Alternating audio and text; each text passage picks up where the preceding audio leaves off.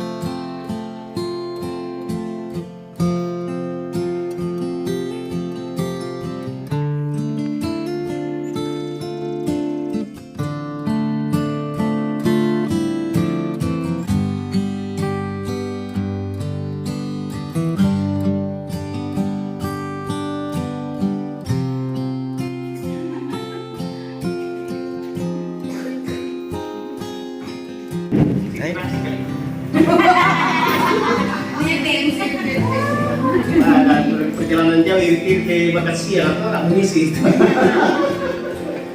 Jadi ada Seli dan ada Damaris. Terima kasih sudah sediakan waktu kami. Kiranya pendeta Raseli di sini. Pagi, siang, malam sudah beberapa tahun saya jalani. Di setiap malam itu, akhir-akhir ini saya selalu menghitung. Kadang jam 1 malam baru saya tidur dekat. Makanya sudah sering saya telat bangun jam 8 lah, kadang jam 9 ya. Jadi itu yang saya jalani.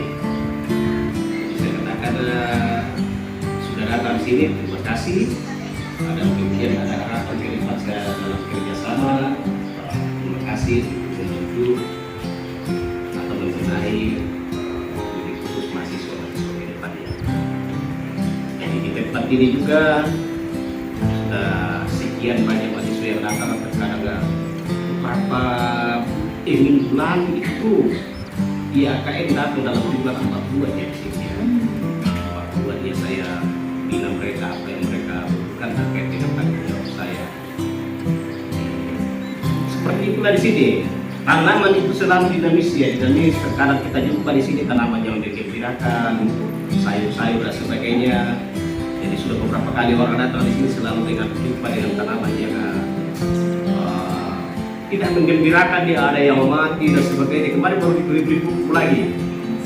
Jadi saya juga jadikan tempat ini sebagai laboratorium untuk sesuatu tanaman, peternakan dan sebagainya. Sebab memang ini tempat di sini dijadikan laboratorium sebab kalau dari sisi pertanian tanah ini kategori sangat kurus ya, tidak punya seluruh hara, tanah merah. Tetapi syukurlah saya sudah bisa nikmati tanaman, jadi orang pada heran ya, sampai profesor pertanian datang juga bingung, kok bisa tumbuh tanaman ya. Nah, tanaman, dan saya memang tempat ditempatkan di lahan yang gersang itu ya, lahan yang gersang itu berupaya. Yang dari bawah itu bisa tumbuh sampai ke atas itu, ya ditanam oleh pendeta Raseli tanaman-tanaman pohon-pohonan ini yang sudah tumbuh besar. Ini tanah gersang dulu, alat-alat dan tanaman ya. Jadi semuanya dari sinilah tanaman-tanaman, kultura, pepohonan, buah-buahan, pisang dan sebagainya di Saslan Padi. Dan saya tidak pernah pergi melayani ke tempat jauh tanpa membawa bibitnya. Itu dosa besar bagi saya. Dosa besar itu. Hari Minggu itu saya melayani lagi di sana. Pasti selalu bawa bibit apa yang tersedia, yang saya pandang dibutuhkan oleh saya itu atau jemaat itu saya bawa sendiri. Itu. Jadi Jadi saya kira misalkan rencana bulan Agustus ya, dalam itu tidak ada masalah ya. Saya itu cukup sadar sekali ya. Apalagi ini saya alumni Sekeliling tamat 1998. Jadi cuma saya punya kesempatan untuk kemana-mana. Ya keluar kabupaten sekarang itu, provinsi sekarang itu banyak sekali berkerubuan untuk mengundangkan saya ke sana, tetapi saya sudah diikat oleh Bupati ya. 41 ekor babi di sana itu sama anaknya ya. Di Tobat Pusat tidak bisa lagi saya keluar ya. Kecuali di 2 kabupaten ini saja kalau saya masih bisa pergi pagi pulang sore ya. Apalagi sekarang itu ya diperlakukan namanya istilah biosecurity ya. Biosecurity, pengamanan kantor tidak boleh orang lain masuk ya. Kecuali saya. Jadi saya dan anak saya nggak masuk kantor. Jadi terkait dengan virus Afrika ada swine fever ini ya. Di situ saya tidak banyak orang tentang peternakan. Baru-baru lagi di dua tempat itu klasis untuk beberapa, tetapi banyak warga di mati dia. Dan dalam hal itu misalkan anak-anak datang di sini memberikan pencerahan gimana dia mesti hidup itu, boleh peternakan, peningkatan ekonomi jemaat, boleh baik melalui pertanian, baik melalui peternakan, tidak ada masalah.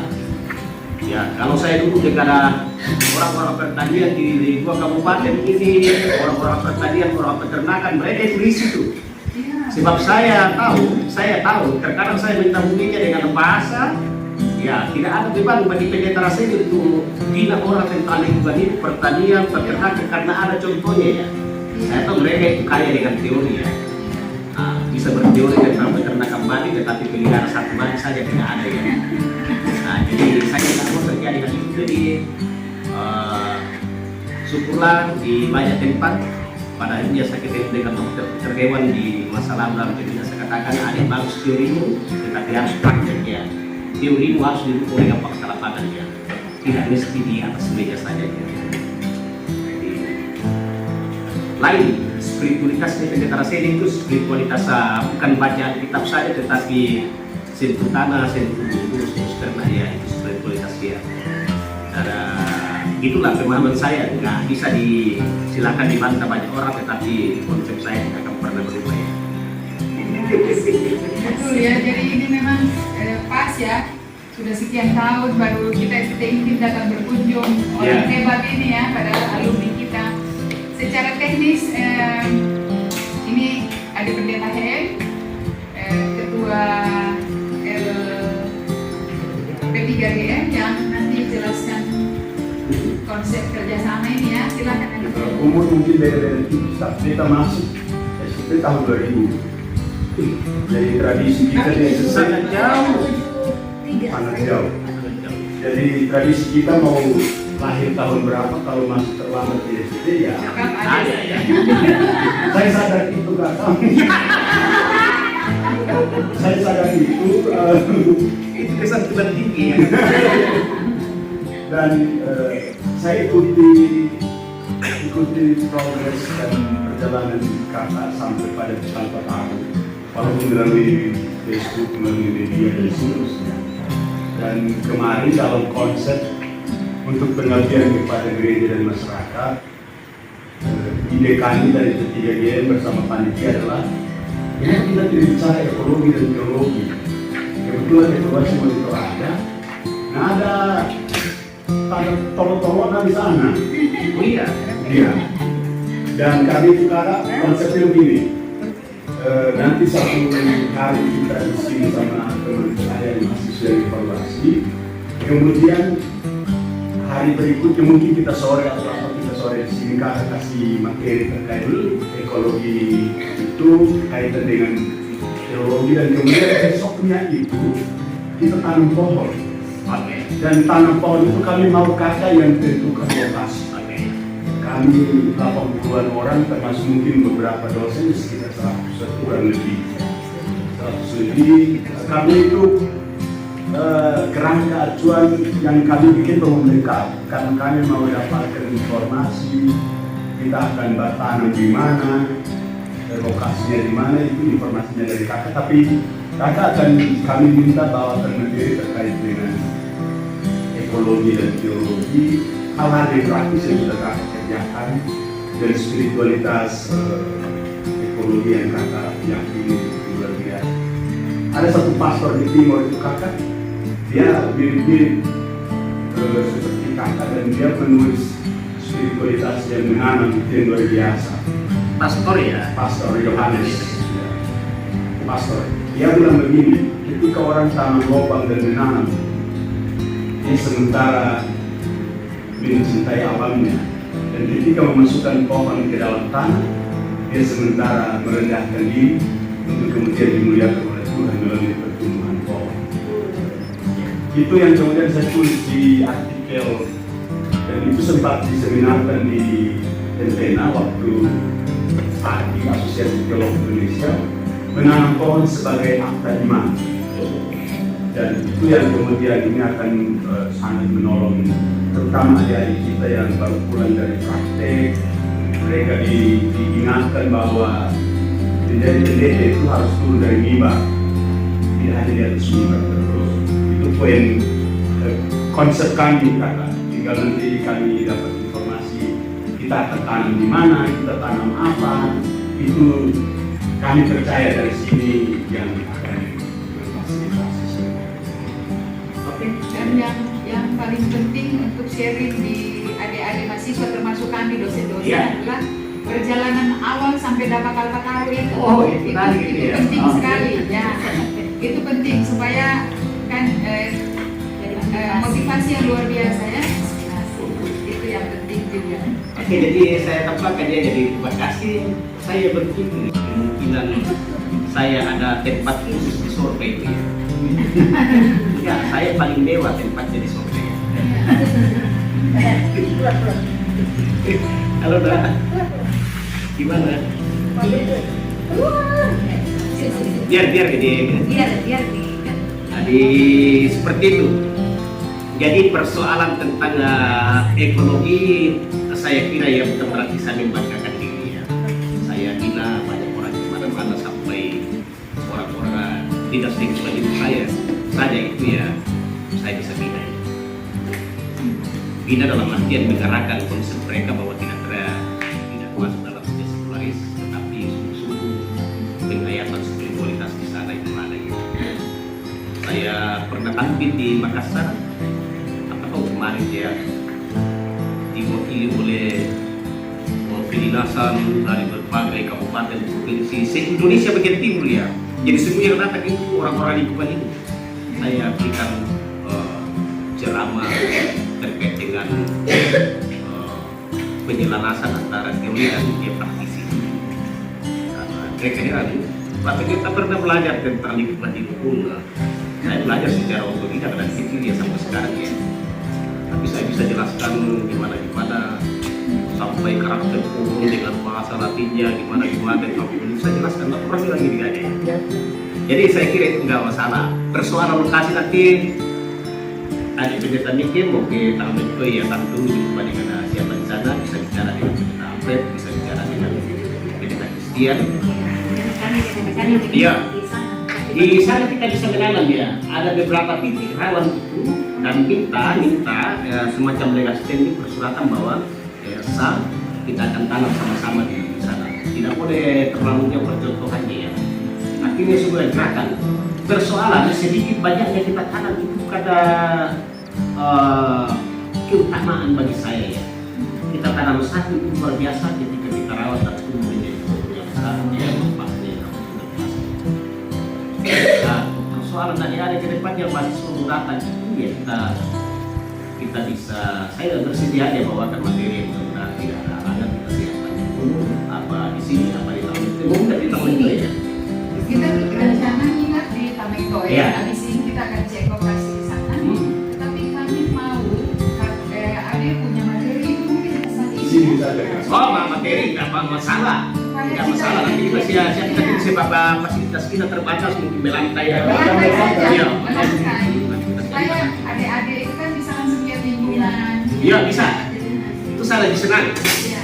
Makanya sekarang itu kalau proponen misalnya itu PGT, nggak benar saya datang bawa materi sini, materi itu gampang ya, orang akan termangu-mangu dengannya. Tapi datanglah di sana, lihat keadaan saya Iya. gimana keadaan saya di sana. Jadi di sana itu tempat yang ya bukan lagi tanda kutip kayak sungguh-sungguh melihat dengan saya tempat di sini. Iya. Walaupun dengan segala tekanan spiritualitas dia, tekanannya itu keras sekali tempat ini, banyak hantunya. Hantu itu ada. Iya. Hantu itu ada. Tuhan Yesus katakan ya hantu itu tidak bertuah, berarti Tuhan Yesus juga tahu hantu itu tidak bertuah ya. Tapi ya kita punya iman ya, tidak mungkin ditolak dari dosa itu. Kalau gelap seperti itu. Ini memang lokasi keluarga. Enggak, gereja Pelate ini punya. Ini Pak Mesin. Sekilas ya. Sekarang ya. Ya seberapa tahun? Iya. Jadi setelah terima kapal tahu baru diserahkan ini baru Oh belum, sudah ada ini. sudah ada sih. Jadi kegiatan saya dulu itu kemana-mana pakai roda 3, kelayani bawa bibit, ya, kotoran-kotoran hewan dikumpulkan dari pasar, dari mana-mana datang di sini dibuat pupuk. Ini semua tanah-tanah ini sudah pada umumnya ada pupuk organik di bawah setimbun ya, sampai bisa yang apa adanya tanaman bisa tumbuh ya. Yang gedung ini ketika pemerintah sudah lihat saya bina orang di tempat sana tadi terkadang saya didatangi 60 orang, 60 terus pupuk apa yang paling hebat itu saya bina buat pupuk organik, apa pada apa cair, buat fermentasi, pestisida organik. Jadi semua di sini tidak ada kimia. Jadi itu yang saya ajarkan kepada banyak orang. Cuma karena memang keterbatasan tenaga saya untuk melakukan semuanya, saya harus panggil orang, harus ada biaya dan saya tidak mau di support dengan cara itu. Saya mengajarkan sekarang ini kemandirian, teologi, daya.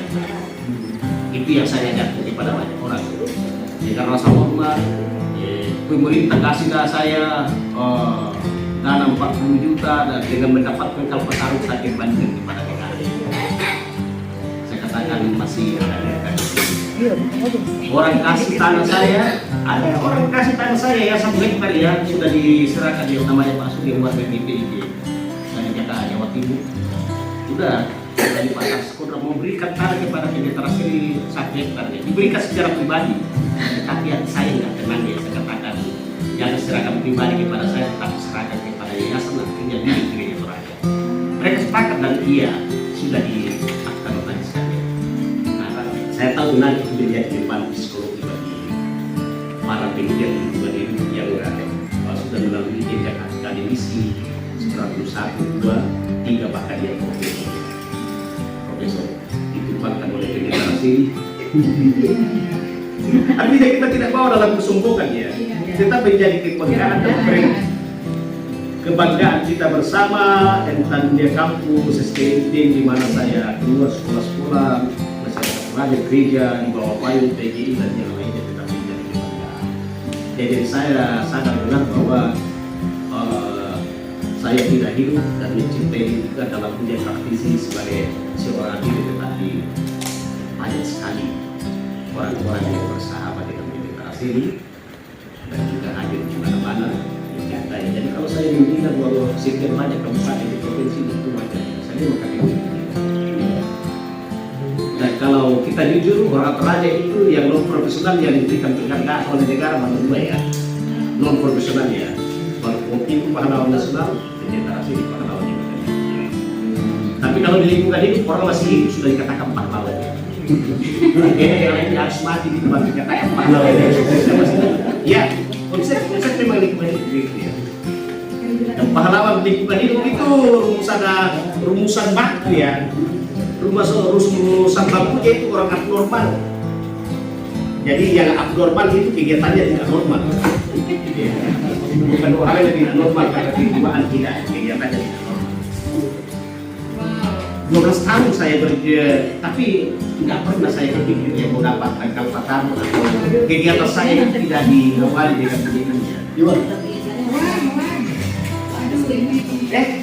Berapa mahasiswa? Ada 3 sekarang. Saya pegang kan tidak boleh orang angkat-angkat, boleh pegang begini. Ya. Enggak, saya mengingatkan saya kerinduannya ya. Iya. Diri saya. Ada mana yang mahasiswa mana? Mahasiswa.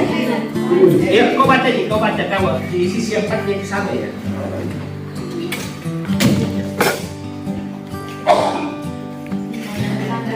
Enggak kita suram supaya yang lain bisa dengar. Kalpa baru. Kalpataru penghargaan Presiden Republik Indonesia bagian pembina lingkungan Raseli Sinampe, Lembaga Rinding Batu, Kecamatan Kesu, Kabupaten Toraja Utara, Provinsi Sulawesi Selatan, Jakarta, Hari Lingkungan Hidup Sedunia 5 Juni 2020. Nanti kita dengarkan ke depan. Saya tidak sentuh apa tadi. Enggak apa-apa, saya itu jangan angkat. Nanti kita foto sama-sama ya. Jadi sayangnya ini tidak bisa dijual. Kalau bisa dijual kaya raya saya. Di Sepudi kan pas itu. Ada surat Iya, bercerai, tanda tangan. Jadi kemana-mana saya melayani jemaat yang belum pernah saya bawa ke Sabah ya.